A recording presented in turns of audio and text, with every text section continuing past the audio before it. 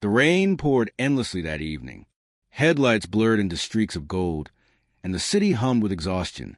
Sarah sat alone in her car, the wipers beating a tired rhythm against the windshield. Her heart was heavy, as it had been for years. 3 long years since her son, Daniel, vanished after a bus accident on a stormy night. They never found his body, only his small backpack and a bracelet she had made for him with her own hands. The red light glowed ahead. She sighed and loosened her grip on the steering wheel. That's when she saw him, a little boy moving between cars, drenched in rain, clutching a bunch of red roses wrapped in fading plastic. He looked no older than 9, his clothes clinging to his thin body, his lips trembling as he whispered something to each driver. Most ignored him. A few rolled up their windows. But he didn't stop. He kept walking, hope flickering in his eyes like a fragile flame, refusing to die. When he reached her window, Sarah hesitated. She didn't usually buy from street children, not because she didn't care, but because it broke her heart. Still, something in this boy's eyes pulled her in. She rolled down her window. The boy stepped closer, his voice small and tired. He said she could pay whatever she wished. She smiled weakly and reached out to take a rose. That's when she noticed it, a small, worn leather bracelet around his wrist. A silver star charm dangled from it, shining faintly in the streetlight. Sarah froze. Her hand stopped midair. The world outside her car seemed to blur away. Her voice came out trembling, barely a whisper, as she asked him where he had gotten it. The boy looked at his wrist, then back at her, and said softly that his uncle had given it to him years ago, said it would keep away bad dreams. Sarah's chest tightened. Her vision blurred with tears. That bracelet, there was no doubt. It was the same one she had made for Daniel. Her voice shook as she asked his name. He smiled shyly and said, "Ion." Sarah's hands went cold. Ion. That wasn't Daniel's name, but something deep inside her whispered that it didn't matter. There was something familiar in his face, in his voice, in the way he tilted his head when he smiled. The light turned green and the cars behind her began honking, but she couldn't move. She could barely breathe. As the sound of impatient horns filled the street, Sarah suddenly pushed open her car door and stepped out into the rain. Drivers shouted, but she didn't care. She ran toward the boy, who looked terrified as she approached. She asked him again, this time through tears, if he remembered anything before his uncle found him. The boy frowned, searching his memories. He said he remembered flashes, screams, a bus tipping over, darkness, and then waking up in a strange place where a man told him his family was gone. Sarah's legs nearly gave out. Her heart raced as she whispered the words she'd been afraid to hope for. "Daniel, is that you?" The boy stared at her, confused. She could see the uncertainty in his eyes.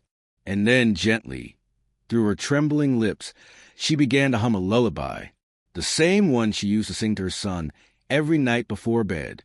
Her voice broke halfway through, but she kept going. The boy froze. His eyes widened. Slowly, he whispered the next line of the song, the one only Daniel would know. "Tomorrow will shine." His voice cracked as tears streamed down his cheeks. Sarah gasped, her heart bursting with recognition. He stumbled forward, his small arms reaching out. "Mom," he said, his voice trembling.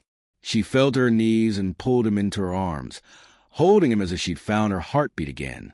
The roses dropped from his hands, scattering across the wet asphalt, their petals bleeding red into the rain.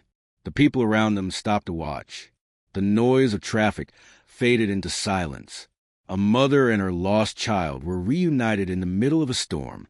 Sarah wept uncontrollably, whispering his name over and over.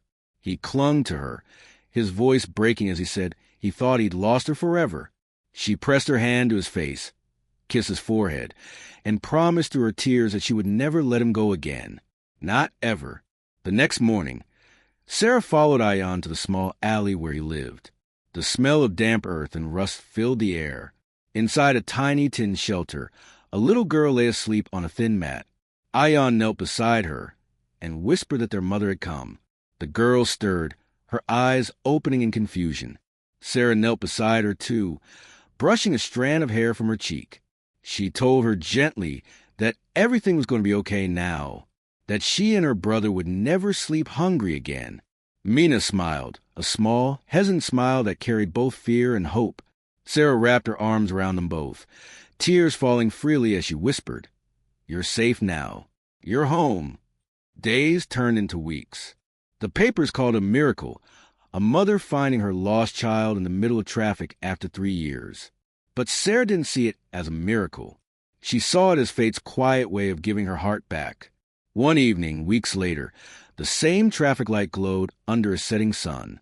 Ayan and Mina stood on the sidewalk again, holding roses, but this time not to survive. They were handing them out to raise money for other street children. Sarah watched from her car, smiling through proud tears as Ayan waved at her. He ran toward her and said excitedly that they'd sold every rose. She opened her arms and laughed, telling him it was time to go home. As they drove away, the sunlight touched the bracelet on his wrist. It shimmered again, bright and warm, as if the stars themselves were smiling. Sometimes, life takes everything from us only to give it back in ways we never imagined. A rose in the rain, a bracelet at a red light, a child thought lost, found again through fate's kindness. Kindness doesn't just change others' lives. Sometimes, it brings your own heart back home. If this story touched your heart, share it.